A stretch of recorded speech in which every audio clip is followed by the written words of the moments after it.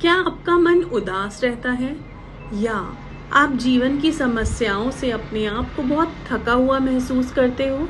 आज हम श्री कृष्ण की दिव्य वाणी से वो बातों के बारे में बात करेंगे जो न केवल आपके दिल को सुकून देंगी बल्कि आपको एक नया दृष्टिकोण भी देंगी।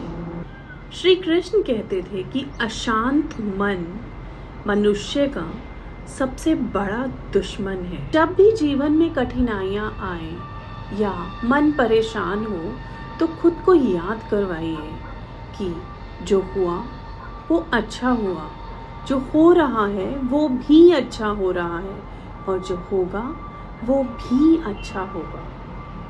ये भावनात्मक संतुलन ही आपकी असली शक्ति है। ध्यान करिए, भगवान का चिंतन करिए और अनावश्यक चिंता से बचिए। भगवान श्री कृष्ण की गीता सार में ये भी कहा गया है कि अपने कर्मों पर ध्यान दो, फल की चिंता मत करो। हम अपने जीवन में अक्सर कर्मों से ज़्यादा उसके फल की चिंता में बिजी रहते हैं, लेकिन श्री कृष्ण ने गीता में बिल्कुल स्पष्ट कहा है कि तुम्हारा अधिकार सिर्फ कर्म करने का है, फल की चिंता करना तुम्हारा काम नहीं है। खुद को याद करवाएं कि सफलता तभी मिलेगी जब तुम बिना संदेह के और बिना डरे अपना कर्म करते रहोगे। गीता में ये भी कहा गया है कि परिवर्तन ही जीवन का नियम है। जो इस संसार में आया है उसे एक दिन जाना ही होगा। जो आज आपका है वो कल किसी और का होगा। ये ही संसार का नियम है। जीवन में किसी भी दुख या खुशी को स्थायी ना माने और यही जीवन की खूबसूरती है।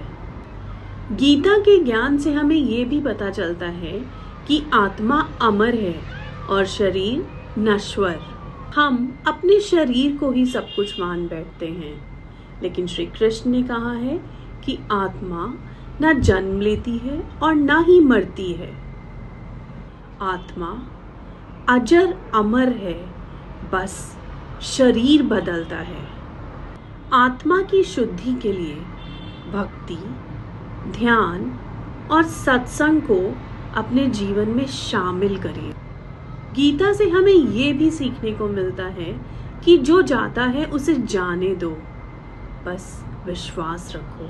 कई बार हमें लगता है कि हमने बहुत कुछ खो दिया है, लेकिन श्री कृष्ण कहते हैं कि जो जाता है उसे जाने दो, क्योंकि तुम्हारे लिए जो सही है वो अपने समय पर तुम्हारे पास आएगा।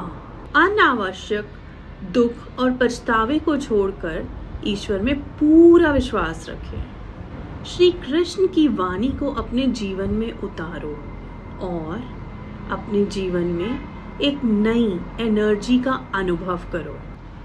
हर परेशानी को अवसर में बदलो। तो आइए फिर मिलकर बोलते हैं, जय श्री कृष्ण।